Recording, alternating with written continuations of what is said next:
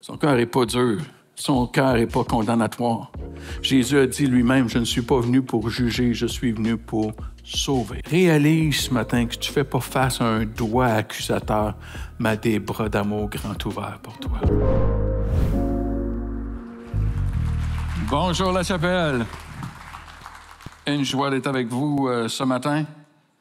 Alors qu'on est en plein dans la période des vacances. Y en a-tu qui sont fatigués? Hein? Il y en a là, de peine et de misère. On s'est rendu à vendredi pour tomber en vacances. On commence les vacances de la construction au Québec. Il y en a là, de peine et de misère où vous êtes rendus à vendredi. Il y en a, pauvres de vous, que c'est parce que c'est aujourd'hui votre dernière journée, vous rentrez au travail demain. On pense à vous. Parce qu'également, non seulement est-ce qu'on est fatigué, mais on dirait qu'on va en vacances, puis on est encore plus fatigué en vacances. On veut tellement tout faire, on veut tellement rien manquer, qu'on vit toutes les choses à un rythme effréné aujourd'hui, constamment, à s'en rajouter, à faire des choses, et même nos vacances sont épuisantes. Il y en a pour qui tu es content de retourner au travail. Même les vacances sont épuisantes. Épuisé, fatigué, chargé. Je me souviens d'une conférence de pasteurs, et puis j'étais avec, on avait des petits groupes de prière, j'étais avec 7 jeunes pasteurs, parce que rendus à mon âge, ils sont tous jeunes, et j'étais avec 7 jeunes pasteurs, puis chacun priait, Seigneur, donne-moi la force, tu vois tout ce que j'ai à faire, donne-moi la force, donne-moi la force, donne-moi la force. Les 7. Ça m'a juste fait sourire, puis je les ai regardés, je me suis dit, comment ça fait qu'il n'y a pas personne de vous autres qui a prié, Seigneur, donne-moi donc du discernement de peut-être que j'essaie d'en faire trop,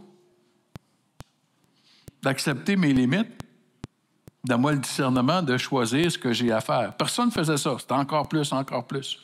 J'ai parlé avec un leader récemment qui est non seulement leader dans son église, mais qui a un travail également et hors de l'église. Et puis il me racontait son horaire des dernières 3-4 semaines. Et je lui ai dit, c'est beau ce que tu fais. C'est vraiment beau ce que tu fais. Mais j'ai dit, c'est triste qu'il y a du péché dans ta vie. Et là, il était un peu surpris. Et je l'ai regardé, puis j'ai dit, tu sais, tout ce que tu me décris, là, c'est que depuis les dernières semaines, il n'y a pas eu un moment où tu as arrêté pour te reposer. Et le sabbat, le repos, ce n'est pas une suggestion, c'est un commandement.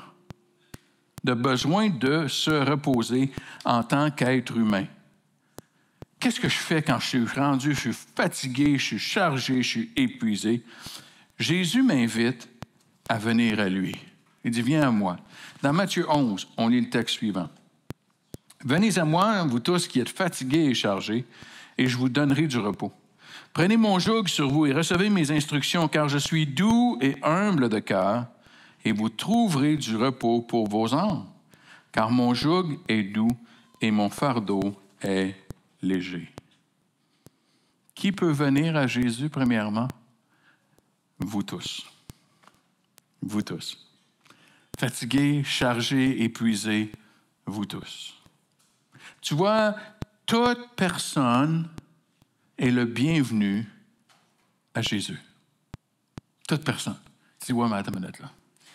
C'est parce que moi, mon niveau de foi, là, je suis ici pour la première fois, ou ça fait pas longtemps que je viens ici, il y a quelqu'un qui m'en a parlé, j'ai écouté en ligne, puis là, je suis curieux ou curieuse. Tu sais, mon niveau de foi, là, c'est pas très... C'est pas marqué, ça. T'es-tu fatigué? T'es-tu épuisé? Viens à lui. Tu peux venir à lui. Bien souvent, on va être fatigué par tous les efforts qu'on fait pour vivre la vie chrétienne. Beaucoup d'efforts à vivre la vie chrétienne.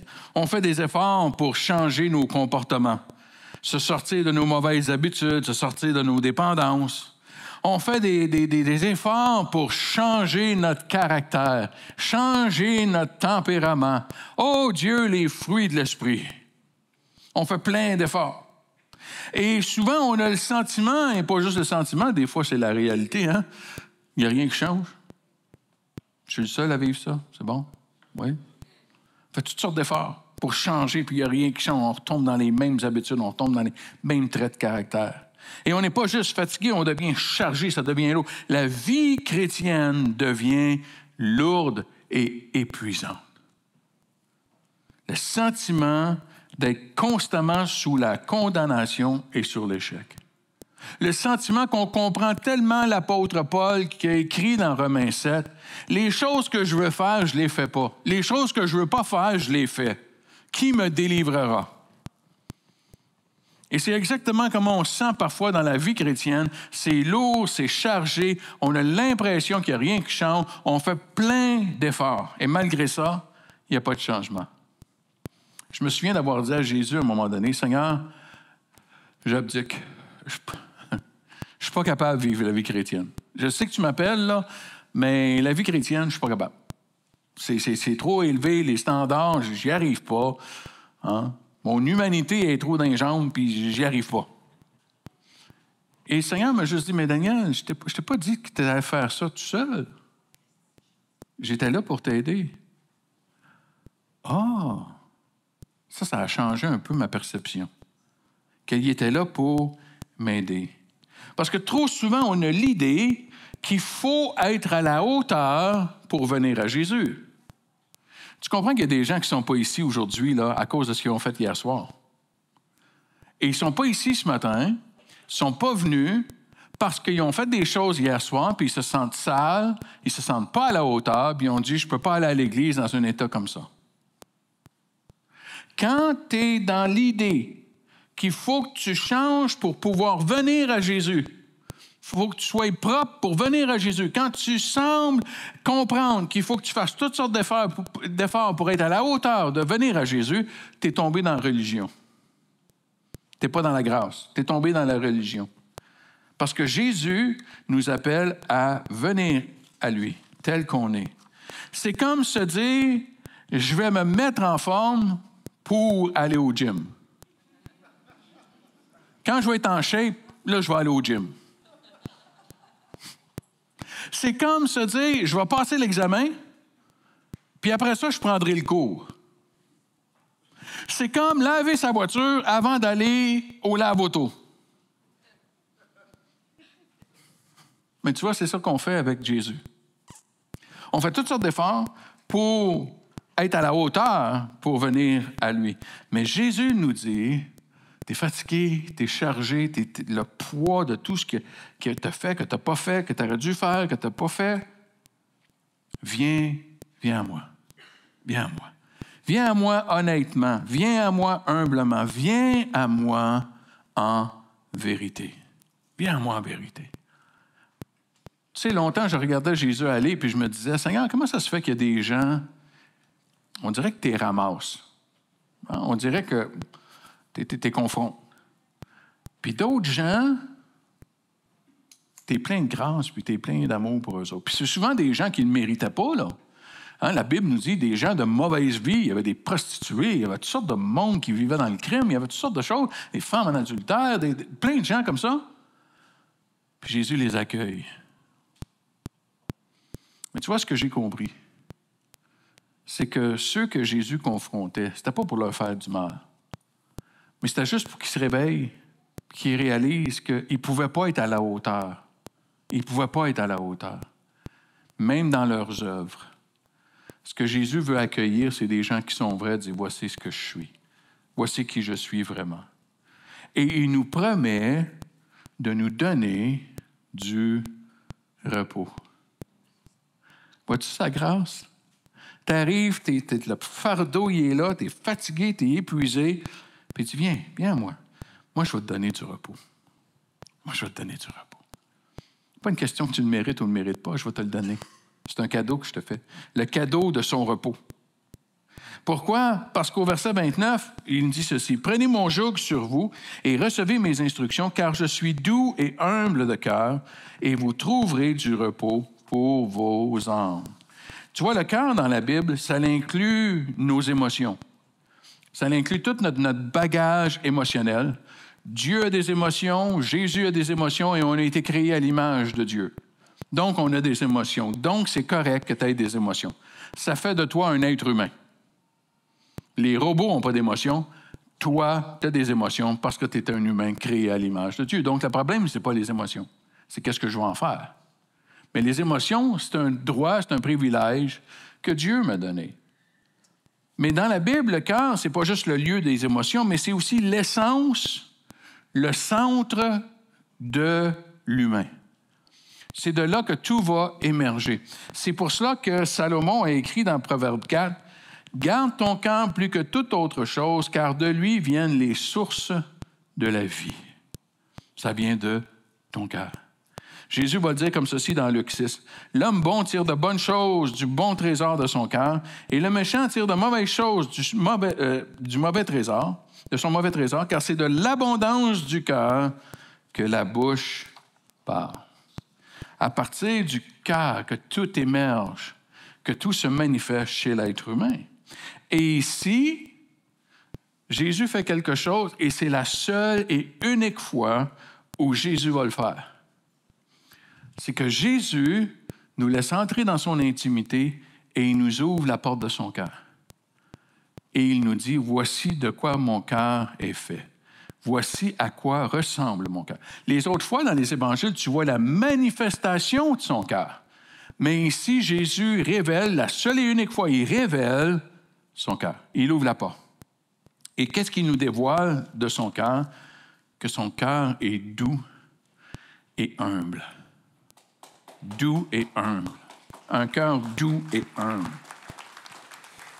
Récemment, j'ai lu un livre qui s'appelle « Gentle and Lowly » de Dane Ortleg, et qui est justement sur le cœur de Jésus, comment Jésus accueille ceux qui souffrent, comment Jésus accueille les gens qui viennent à lui.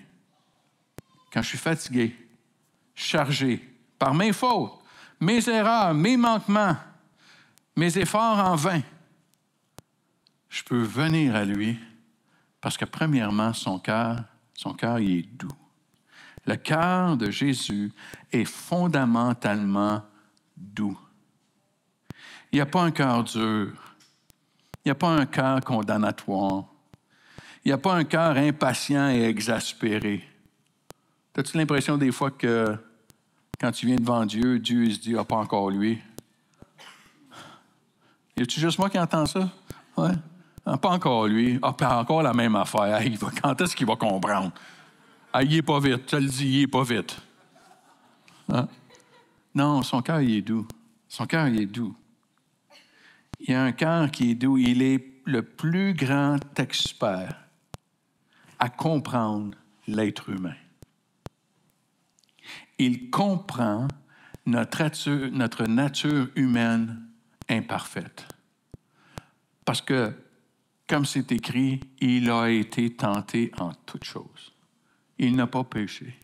Mais je peux m'approcher de lui sans crainte parce que son cœur, il est doux, il comprend mon humanité. Je dis, oui, mais face aux pharisiens, des fois, il était... Oui, souvent, je me disais, ah, il les a plantés, là, hein, il les a vraiment assommés. Mais quand j'ai compris que son cœur est doux, j'ai compris toute l'essence derrière ce que Jésus est en train de faire. Il veut essayer que les pharisiens, les religieux, ceux qui se pensent assez bons, prennent conscience de leur humanité imparfaite pour qu'ils se convertissent, pour qu'ils viennent à Jésus. C'est pour ça qu'il le faisait. Quand tu viens à lui, épuisé, accablé par ton péché, tes erreurs, tes imperfections, quand tu viens à lui, là, puis tu te sens sale, encore échoué, t'es encore péché, t'es encore dans des saletés. Réalise ce matin que tu ne fais pas face à un doigt accusateur, mais à des bras d'amour grand ouverts pour toi. Parce que son cœur, il est doux. Il veut t'accueillir. Il veut t'accueillir. Quand tu viens à lui avec un cœur qui est brisé, un cœur qui est meurtri, un cœur qui a été abusé, il t'accueille avec douceur. Il t'accueille avec douceur. Il y a un cœur qui est doux. Quand tu entends des paroles qui sont prononcées des fois au nom de Jésus, qui sont des paroles dures, des paroles condamnatoires, sache que cela ne reflète pas le cœur de Jésus. Et tu peux immédiatement les filtrer. Est-ce que ça ressemble au cœur doux de Jésus, ce que je viens d'entendre, au nom de Jésus? Et tu vois, pour moi, c'est ça, utiliser le nom du Seigneur en vain. C'est qu'on dit des choses au nom de Jésus qui ne sont pas le reflet de son cœur. Ils ne sont pas le reflet de son cœur du tout. Il y a des gens, des fois, là, ça me fait sourire, parce que je me dis, il y a des gens qui ont été, ils ont presque construit des ministères sur la critique, sur de juger les autres. Et je me suis dit, j'imagine la surprise qu'ils ont dû avoir quand ils sont arrivés au ciel puis qu'ils ont vu des gens qui avaient eux-mêmes critiqué et jugé. Puis ils étaient là. Parce que son cœur, il est doux. Son cœur n'est pas dur. Son cœur n'est pas condamnatoire. Jésus a dit lui-même, je ne suis pas venu pour juger, je suis venu pour sauver. C'est ça son cœur. L'essence même de Jésus, c'est un cœur qui est doux. C'est un cœur qui est doux.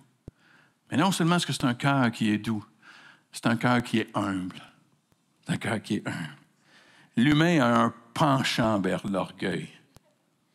L'humain a un penchant de se mesurer, de se comparer les uns aux autres. Regarde ces médias sociaux. Je sais qu'il n'y a pas personne qui fait ça.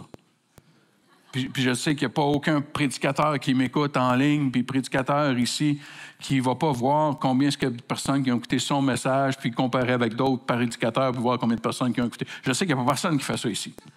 Alléluia. Mais moi, je suis un invité. Mais tu vois, l'idée de la comparaison, hein? Personne vient de s'acheter un nouveau véhicule, une nouvelle voiture. Ah, oui, bien, je regarde la mienne. Hein? Oh, il est allé manger à ce resto-là. On se compare constamment. Pourquoi? Parce que la tendance à l'orgueil, elle est là. Regarde les gens qui ont du pouvoir ou qui pensent avoir du pouvoir, qui vont regarder les autres comme inférieurs. On est tous des humains, là. On est tous des humains. Parfois, c'est même vrai chez les croyants dans l'Église. Dépendamment de notre titre, dépendamment de notre rôle, dépendamment de notre position dans l'Église, on regarde les autres, hein, le petit peuple. Je sais qu'il n'y a pas personne de vous autres qui fait ça. Il y a juste moi. C'est moi qui est en thérapie. Là. C'est moi qui fait du bien. Je me confesse. Hein? Puis on se regarde, puis on s'évalue à partir de où est-ce qu'on est. Hein? On a fait toute une échelle. Jésus n'est pas comme ça. Jésus est humble de cœur. Des fois, on va même l'avoir chez le chrétien quand on va regarder les non-croyants, les inconvertis, les païens. Les païens. As-tu oublié que c'est ce que tu étais? Et que sans Jésus, c'est ce que tu es? C'est un bon temps pour un amen, là. Mais je comprends que ça rentre dedans. Là. Je le comprends. Oh, qu'est-ce que tu as me dire? Non, Jésus a un cœur qui est humble. Quand tu vois de l'arrogance, quand tu vois certains standards, quand tu vois des gens, ça ne reflète pas, encore une fois, le cœur de Jésus, qui a un cœur qui est humble. Un cœur qui est humble. Jacques le dit bien dans Jacques 4. Dieu résiste aux orgueilleux, mais il fait grâce aux humbles. Et est-ce que je peux te suggérer ce matin que si Dieu te résiste, c'est pas lui qui va perdre. C'est pas mal sûr que c'est lui qui va gagner. Mais il fait grâce aux humbles. Il fait grâce aux humbles. Jésus est humble de cœur. Il n'est pas orgueilleux. Il n'est pas prétentieux. Il n'a pas un regard hautain.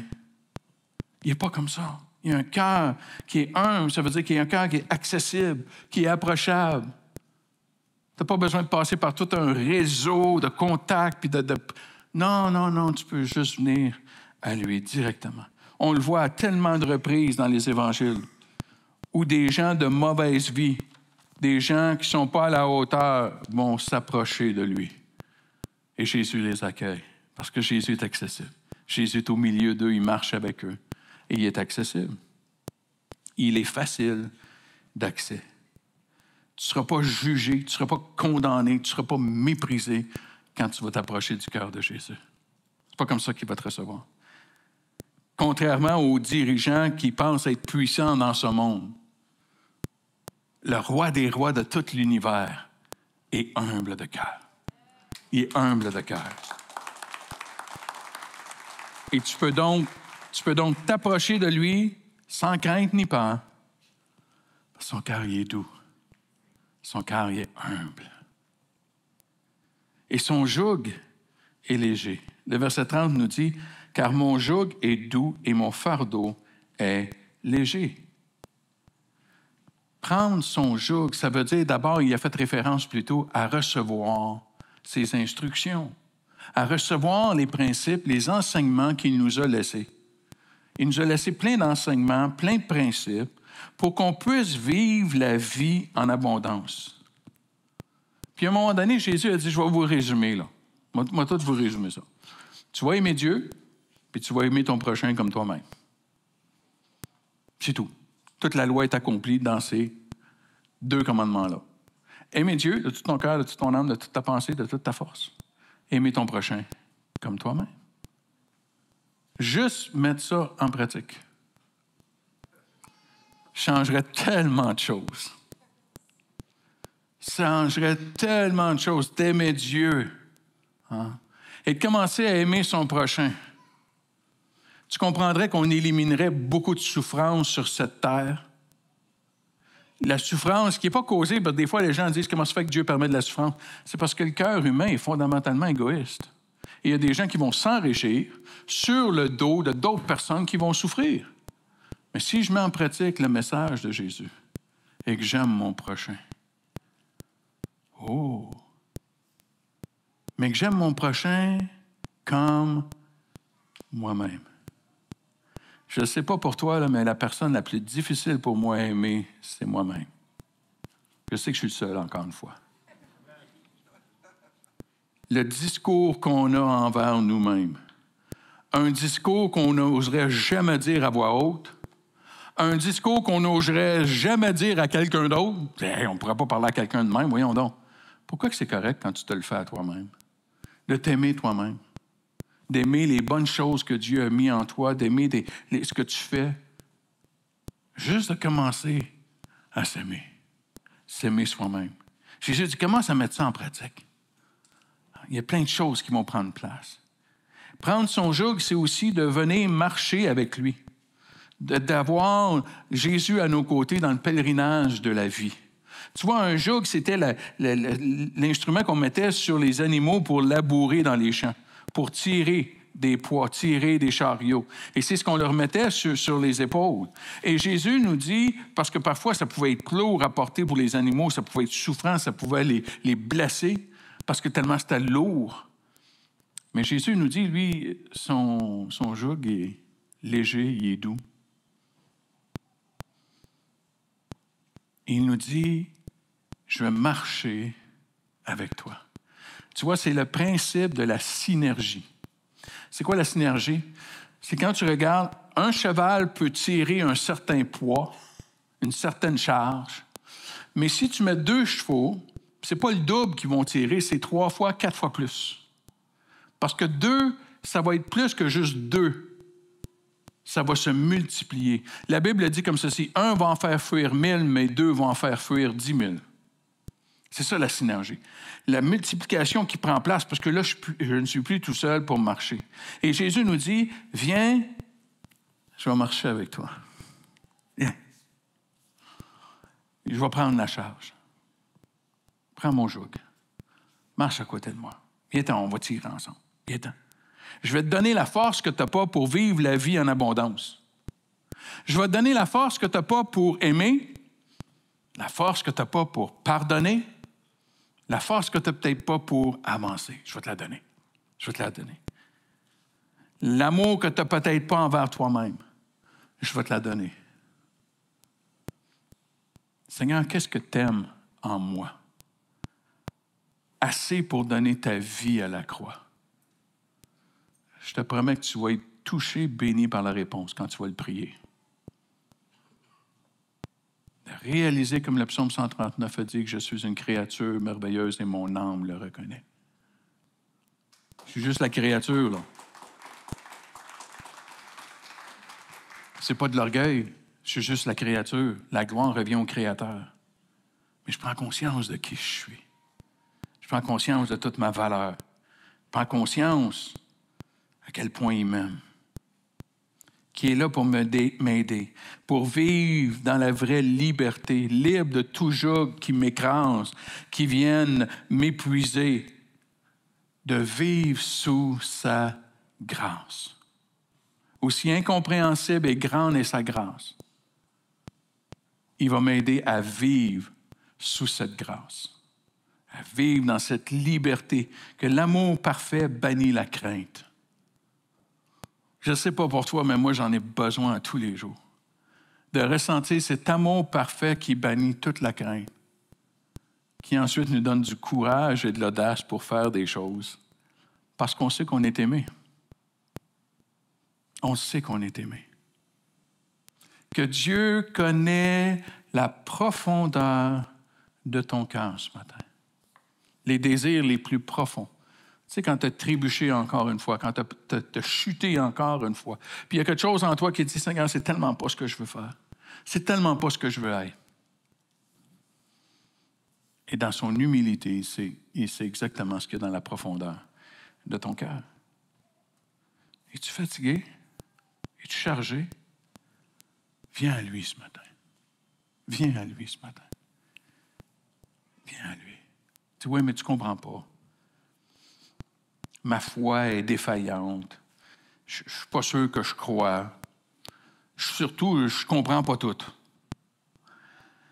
Ne fais pas de ta compréhension ton Dieu. Quand tu comprends quelque chose et tu y crois, ce n'est pas de la foi, c'est de la logique. Voici comment ça a commencé pour moi. Comment mon pèlerinage de foi a commencé pour moi. Tout seul, dans un petit appart. Si tu existes, fais quelque chose dans ma vie. C'est tout. Il n'y a pas rien d'autre. Attendez pas rien d'autre. Il n'y a rien d'autre. Je n'ai pas dit dans le nom de Jésus parce que je ne savais pas qu'il fallait dire dans le nom de Jésus. Je n'ai pas dit Amen parce que je ne savais pas qu'il fallait dire Amen. Puis je ne savais pas que tu ne commences pas une prière avec si. Mais moi, c'est comme ça que ça a commencé. Si tu existes, là, faites quoi? Puis j'avais pas peur d'aller en enfer, j'y étais déjà. Fait que si tu existes, faites quoi? Puis sais-tu quoi? Il a fait de quoi? Tranquillement, il a commencé son œuvre. Hein? Et je me souviens la première fois que j'ai été dans une église, à ce moment-là, j'ai été dans une église anglaise, une église anglophone. Et à l'époque, dans les années 80, il y avait une phrase que les Anglais chrétiens disaient beaucoup, c'était « Praise the Lord ». « Praise the Lord ». Puis il y en avait même des traits spirituels que les autres, ils disaient même pas « Praise the Lord », ils disaient « PTL, brother, PTL ». PTL, qu'est-ce que c'est? Puis moi, je vais là pour la première fois. Ils n'ont pas d'espace bienvenu, c'est évident. Hein? Puis je sors de la réunion parce que je m'étais avancé à l'appel, puis je sors de la réunion. Puis là, il y a du monde qui vient de me voir avec le beau sourire. Puis, « Praise the Lord, praise the Lord ». Je ne sais pas qu'est-ce qu'ils disent. Fait que moi, ils sont gentils. Fait que moi, je leur répondais, bien, merci beaucoup, merci beaucoup. Il me semble de voir le meeting après ce dimanche-là. Et on avait une illuminée qui était ici dans le matin, là. On disait gloire au Seigneur, praise the Lord, gloire au Seigneur, puis il disait merci. Oh, oh, oh. On va garder un œil sur lui s'il revient, là. Je ne comprenais pas. Je ne comprenais pas. Mais Jésus avait compris mon cœur. Parce que son cœur était doux et humble, il m'avait déjà accueilli dans ses bras. Je ne comprenais rien. Laisse pas ta compréhension devenir ton Dieu. Je vais te donner un secret. Es-tu prête? Ça fait plus de 40 ans que je marche avec Jésus.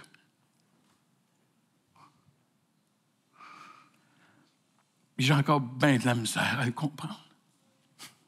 Il me semble qu'au début, les choses étaient simples. Mais après 40 ans de plein de choses, de plein d'expériences, mais surtout de découvrir sa beauté et sa grandeur. C'est un peu comme si tu as déjà vu les Rocheuses. J'ai déjà vu les Rocheuses dans l'Ouest. Puis si tu es à Calgary, tu regardes et tu vois les Rocheuses au loin. Hein, tu peux toutes les voir. Tu les vois de loin.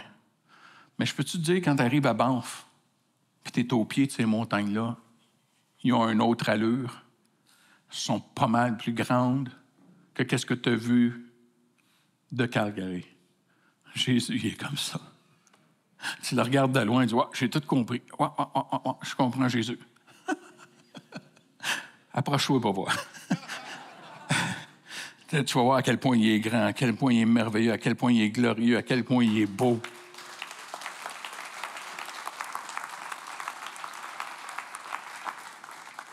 Approche-toi de lui ce matin, là où tu es, là où tu en es. Approche-toi de lui. Et souviens-toi de Marthe et de Marie. Dans Luc 10, on voit l'histoire suivante. Comme Jésus est en chemin avec ses disciples, il entra dans un village et une femme nommée Marthe le reçut dans sa maison. Elle avait une sœur nommée Marie qui s'était assise aux pieds du Seigneur et écoutait sa parole. Marthe, occupée à divers soins domestiques, survint et dit, « Seigneur, cela ne te fait-il rien que ma sœur me laisse seule pour servir? Dis-lui donc de m'aider. » Et le Seigneur lui répondit, « Marthe, Marthe, tu t'inquiètes et tu t'agites pour beaucoup de choses. Une seule chose est nécessaire. Marie a choisi la bonne part qui ne lui sera point ôtée. » Tu as besoin de te souvenir de Marie et de Marthe. Il y a un temps pour être actif. C'est pour ça qu'ils vont à la maison de Marthe et de Marie. Parce qu'ils savent que Marthe va leur préparer à manger. Là. Hein? Mais c'est juste qu'à ce moment-là, Jésus s'en va vers Jérusalem, la crucifixion. Puis c'est comme si Marie, elle le ressent, puis elle va s'asseoir à ses pieds. Tu vois, il y a un temps pour être dans l'activisme, mais il y a un temps pour se reposer aux pieds de Jésus. Il y a un temps pour simplement venir t'asseoir à ses pieds. Tu peux t'approcher de lui ce matin. Tu peux t'approcher de lui ce matin. Sans crainte, sans peur. Ses bras sont grands ouverts. Ses bras sont grands ouverts. Il est doux. Il est humble de cœur. Il comprend. Il te comprend. Il connaît tes défis, il connaît tes blessures, il connaît tes craintes, il connaît tes déceptions. Il sait où tu as peut-être vécu des abus, tu as vécu des déceptions, où est-ce que c'est difficile pour toi de croire. Il le comprend. Il le respecte. Il va venir te rencontrer là où tu es. Approche-toi de lui. Tu dis, oui, mais je ne suis pas à la hauteur. Je ne suis pas à la hauteur. Mais j'ai une bonne et j'ai une mauvaise nouvelle à t'apprendre. Il n'y a personne de nous autres qui est à la hauteur. Il n'y a personne de nous autres qui est à la hauteur. C'est pour ça qu'il a dû venir ici-bas. Parce qu'il n'y a personne de nous autres qui pouvait se rendre là-haut. Le ciel est venu sur la terre. Il est venu manifester. C'est pour ça qu'il est devenu humain. Qu'il a marché parmi nous. Tu es fatigué, tu es chargé, juste de vivre la vie. Juste la vie est rendue lourde pour toi. Viens à lui ce matin. Viens à lui ce matin. Prends son joug. Reçois ses instructions ce matin. Commence à les mettre en pratique. Viens prendre du temps. Viens prendre du temps à ses pieds. Juste de t'asseoir. Juste de t'asseoir. De lui parler, de le laisser te parler. Juste prendre du temps à ses pieds. Juste d'admirer son cœur qui est doux et humble. Tu sais, depuis que j'ai lu le livre, ça fait déjà quelques semaines que j'ai terminé, puis je suis complètement envahi par cette idée. Jésus, ton cœur, il est doux, il est humble pour moi. Wow! Je veux tellement mieux comprendre ce que ça veut dire et ce que ça l'implique. Mais ce que je sais, c'est qu'il est rempli de douceur pour toi et moi. Et surtout de te souvenir, tu ne marches pas seul. Il marche avec toi. Il marche avec toi.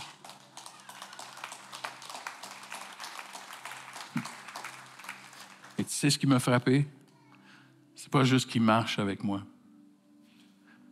Il veut marcher avec moi. Le roi des rois, le Seigneur des seigneurs, glorieux, sauveur de l'humanité. Je dis, Daniel, je veux marcher avec toi. Roger, je veux marcher avec toi. Alain, je veux marcher avec toi. Sylvie, je veux marcher avec toi. Je veux marcher avec toi. Puis je veux t'aider à vivre la vie en abondance comme elle t'a été promise. Est-ce qu'on peut courber nos têtes ensemble?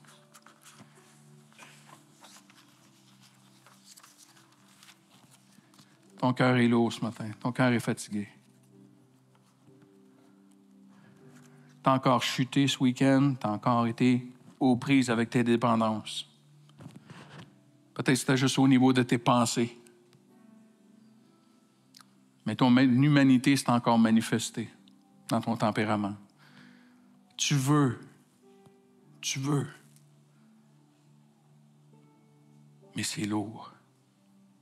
Et Jésus t'a dit ce matin, viens à moi, viens à moi.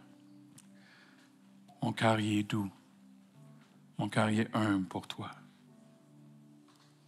Seigneur, je te prie pour chacun de nous qui est dans cette salle, je te prie pour ceux qui nous écoutent en ligne. Aide-nous à découvrir, saisir que ton cœur est doux et humble pour chacun de nous, que tu nous accueilles dans ton pardon, dans ta grâce, dans ta miséricorde. Et que tu es là pour marcher à nos côtés, nous fortifier, pour marcher pleinement dans la vie en abondance que tu nous as donnée ici-bas. Seigneur Jésus, aide-nous à faire comme Marie, de saisir nos moments, nos opportunités pour venir s'asseoir à tes pieds et à trouver mon repos en toi. En ton saint précieux nom, Jésus. Tout le monde en dit Amen et Amen. Est-ce qu'on peut tous se lever et aller répondre dans un élan de notre cœur, dans la louange et l'adoration? Merci d'avoir écouté ce message avec nous. Rejoins-nous dans l'une de nos chapelles pour vivre une expérience en présentiel. On est là à chaque dimanche, à Montréal et à Gatineau. Et j'aimerais te dire, en vrai, c'est encore mieux. Alors, on t'attend dès dimanche prochain. Les heures et les adresses sont disponibles sur notre site web. Bonne semaine, à dimanche prochain.